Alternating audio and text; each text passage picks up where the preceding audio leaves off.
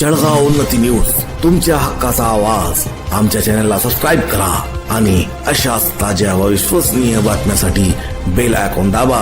तुमच्या विश्वासावरच उभे राहतो जळगाव उन्नती न्यूज. संग्रामपूर तालुक्यात कोट्यावधींच्या विकासकामात झोल. निकृष्ट दर्जाच्या कामांमुळे जनतेत संताप. चिचारी परिसरात नियमांची पायमल्ली. जळगाव उन्नतीकडे ग्रामस्थांच्या तक्रारींचा ओघ.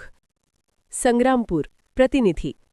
सातपुड्याच्या कुशीत वसलेल्या संग्रामपूर तालुक्यातील दुर्गम भागात विकासकामांच्या नावाखाली कंत्राटदारांनी कोट्यावधी रुपयांचा चुराडा केल्याचा गंभीर आरोप स्थानिक नागरिकांनी केला आहे.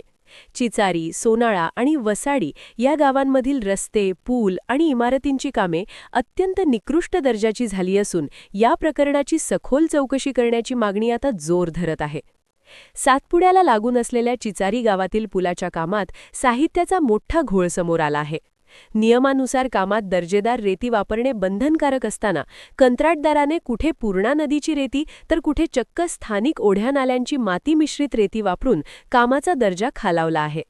ज्या तांत्रिक पद्धतीने सिमेंट आणि रेतीचे मिश्रण व्हायला हवे त्याकडे जाणीवपूर्वक दुर्लक्ष केले जात आहे. इतकेच नव्हे तर पुलाच्या मजबूतीसाठी आवश्यक असलेले लोह म्हणजे लोहा देखील अनेक ठिकाणी कमी प्रमाणात वापरले जात असल्याचा धक्कादायक आरोप ग्रामस्थांनी केला आहे. आदिवासी बहुल आणि दुर्गम असल्याने अधिकारी किंवा लोकप्रतिनिधी याकडे फिरकत नाहीत. याचाच फायदा कंत्राटदार घेत असून आदिवासी भागात कुणी दखल घेणार नाही या आविर्भावात मनमानी कारभार सुरू आहे.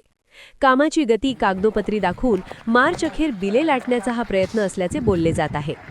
कंत्राटदारांच्या या मनमानी कारभाराची दखल प्रशासनाकडून घेतली जात नसल्याने अखेर चिचारी येथील त्रस्त नागरिकांनी जळगाव उन्नती न्यूजचे संपादक शमीम देशमुख यांच्याकडे तक्रारी केल्या आहेत.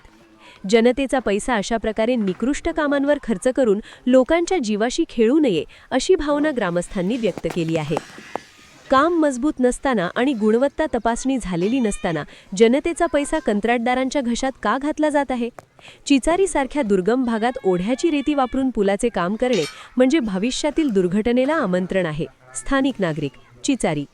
येत्या मार्च महिन्यात या सर्व कामांची प्रलंबित बिले काढण्याची तयारी प्रशासकीय पातळीवर सुरू आहे.